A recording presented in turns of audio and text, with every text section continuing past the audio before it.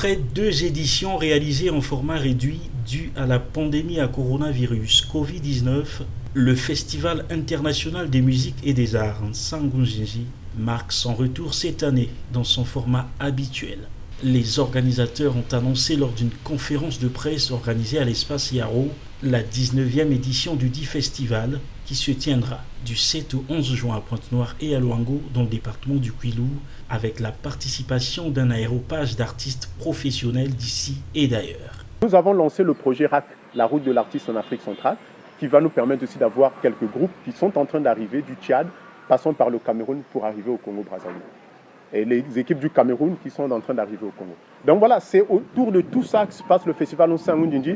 C'est aussi ce qu'on appelle la mutualisation d'un certain nombre de moyens, la mutualisation d'un certain nombre de projets, l'harmonisation, ce qui nous permet d'avoir, pour le festival Nsangu-Njinji, de faire bénéficier le festival d'un certain nombre d'autres programmes qui se passent et évidemment pour qu'on puisse avoir un certain nombre d'artistes et puis une bonne partie de notre programmation. Cette 19e édition sera couplée à la première semaine internationale africaine des consultations poétiques. L'événement s'organise également autour de divers ateliers culturels en dehors des spectacles et concerts.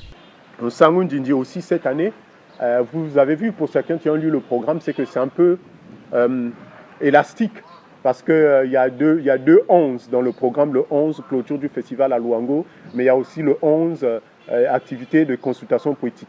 Parce que les consultations poétiques, c'est un programme qu'on a démarré ici avec le théâtre de la ville de Paris, donc nous sommes les points focaux pour le Congo-Brazzaville, et l'espace Linga Terre en Centrafrique, donc qui nous permet d'aller dans les lieux publics pour partager des instants de poésie avec la population. Voilà, donc ça va commencer le 11 et ça va finir le 16. Donc on va enchaîner les deux. Donc c'est ce qui fait la force. C'est beaucoup de travail pour les équipes, c'est beaucoup de fatigue, mais en même temps c'est beaucoup d'activités pour les populations et puis on arrive à toucher plusieurs personnes. Le département du Kwilu entend d'ailleurs accompagner le festival Nsangu-Njinji. Invité à cette conférence de presse, Frédéric Pambou, attaché culturel du président du conseil départemental du Kwilu, définit l'enjeu autour de cet événement. On a la capitale du royaume qui est Diosso, on a Luango qui est le premier lieu d'évangélisation, on a un fleuve merveilleux qui mérite d'être jumelé avec notre fleuve du Mali, le Djoliba, parce que ici c'est le Kwilu, alors vous allez trouver les mêmes merveilles, et on a des aires protégées et un environnement, aujourd'hui on parle de la biodiversité, que nous pouvions tous mettre en musique avec Nsangu-Njinji pour rendre visibles et lisibles nos actions communes. Après une série de questions des journalistes, le directeur du dit festival a éclairé la lanterne des participants sur la sélection de certains groupes et artistes. On donne la place à tout le monde, même les groupes qui démarrent, ainsi de suite, voilà. Je pense que ce n'est pas péjoratif.